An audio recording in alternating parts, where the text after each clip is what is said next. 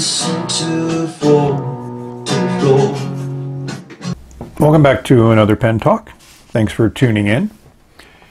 Today we're going to look at two pens, one of which I did a review on already, and one which you've seen because it was purchased from the Philly Pen Show. My first comment is simplistic packaging. Considering this was the top-of-the-line Lamy pen for 14 years, from 1990 to 2004, it always was in this box. If you look at the side, this is the one that I purchased from a retailer in New York City, and this is the one I got in Philadelphia. This is the titanium black oxide, and this is the just the regular titanium finish. So let's take a look a little bit more closely at the recent purchase.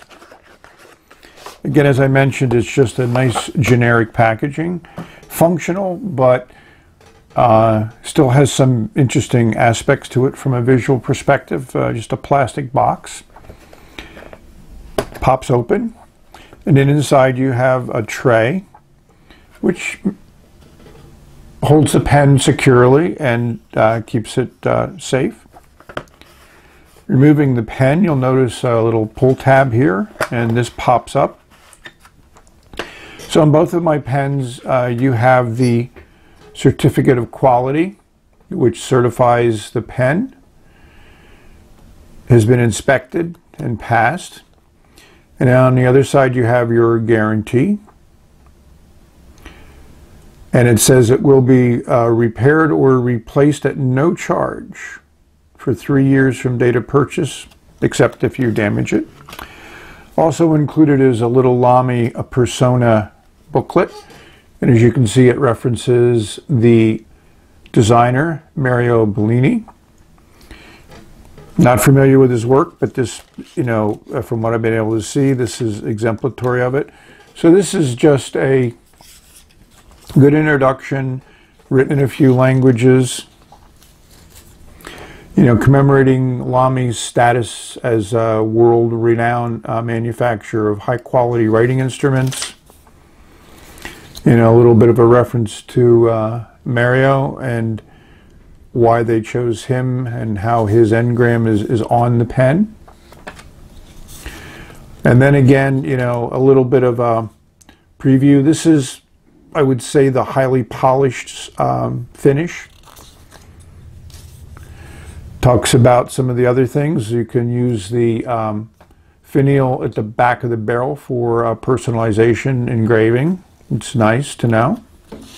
This talks about the 18 karat nib. They also came in a 14 karat nib, not certain the differences. This shows how the clip works. I didn't have this booklet with the pen that I bought. I think it was probably the last the models that they had. You know, it takes cartridges or a converter, and it's a screw converter. I'm not certain if any other Lamys use a screw converter. Lamy service. And it shows the series of nibs that it made in, from extra fine to oblique broad. Kind of wish I had one of the oblique nibs, but I don't. I think both of the nibs I have are medium. They also made ballpoint and rollerball versions of the pen. You notice this one has the little knob on the clip, which was an addition to the later pens that they did. This is the platinum coated one, which is the shinier version. The titanium one is the one that's more of a matte finish, which is what I have. All your service centers. So that's the booklet. The pen also had the typical tag on it, identifying the pen, the model, the style, and it calls it a medium nib. So that can also, if you turn the tag over, it identifies it as a titanium oxide in black. Confirms what I said. You get a polishing cloth and some cartridges. So I wanted to take this opportunity to show these two different styles of the same model. As I mentioned, the knob on the clip, which was added on the later models to limit their rolling, because if you put this pen on an incline, whether it's posted or just capped, it's going to roll fairly easily, nothing to stop it. Yeah, they all have the same similar design elements. Yeah, you can do your engraving on the back. The finish feels pretty similar between the two of them, the matte titanium and the black oxide titanium. And both of them have that push to use the clip, so the clip disappears. If you turn them over without the clip, it's an extremely clean design. Uncap is just less than about a half a turn. I really like the black and gold combination of this pen. I find it to be a more interesting design than the silver one. One thing that comes across with this pen is it's a good size pen, and it can be posted. Clicks to post, and it's designed to be posted. It doesn't really change the balance of the pen. It still feels fine in the hand, but it certainly becomes quite lengthy. The ridges, you do feel the ridges on the grip section. I mean, you can grip it anywhere. There's no real step up, so that's nice. It's a pretty small grip down near the nib, but as you come up further, it becomes quite a good size. So one of the things that to me is interesting is the difference in the feel between the two pens. This is definitely a little slippery, there's no question about it. I'm going to weigh these pens, but I'm just trying to get a feel for it. This one definitely feels heavier by maybe 8 or 10 grams. So we'll take a look at what that means. One of the reasons why I wanted to do this video is I may be parting with the silver pen. Someone has said they have an interest in it, and since I have the black one, which I kind of like aesthetically better, and they both write phenomenally well, so we're going to ink this one up and put nib to paper and see how it performs. As I weighed the pens, much to my amazement, they're basically the same weight. The black one's 0.2 of a gram less, and that's mostly in the cap, but it just goes to show you how so many things can influence your subjective view on things. So this is the ink I thought I would use. It's a Lamy ink. Hard to guess the color. If you turn it around, you'll see it's turquoise.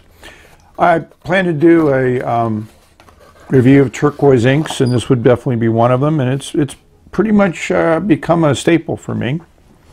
It's a nice bottle. You have the little blotter there at the bottom. I went into a lot of detail on the pen and also compared it to some other Lamys with when I reviewed the silver one. So this time I'm just going to give you the aesthetics and show you how the nib works on paper. We're just going to do the normal 3 half-fulls. I'm not going to fill it all the way up.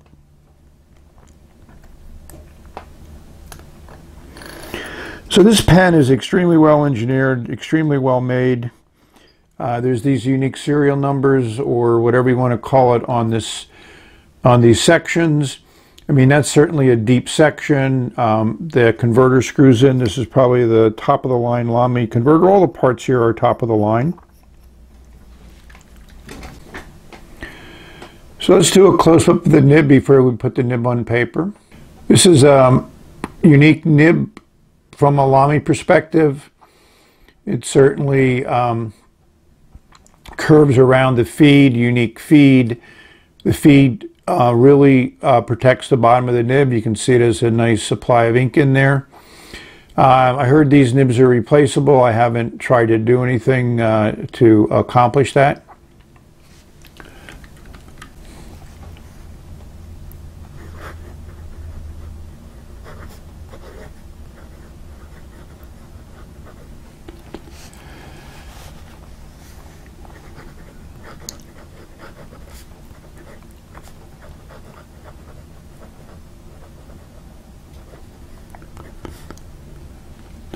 Titanium spelled with a T, not with an F.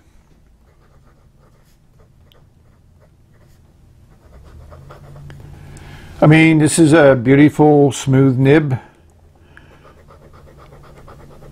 Lays down a nice patch of ink. This is not a very saturated ink, but it just is, I think, a beautiful color, definitely in the turquoise family. It's a heavy medium line, probably on the heavy side of medium. I mean, you don't need any pressure to write. There's a few pens that you need to put pressure on, and some of them won't put ink on paper without pressure, but this just glides across the paper. I mean, you could write with this effortlessly, and even though it's a little heavy, and some people in the reviews have talked about it being too heavy to use, it certainly is not too heavy for me. If you want to remove 14 grams from the weight, just don't put the cap on it. So I hope you've enjoyed this little look at two different pens from a nice German manufacturer. When they were making these high-end pens, now they have the Dialogue, and I think that's their highest end pen so far. So thank you for watching. May you have many great writing experiences. Explore, expand. See you later.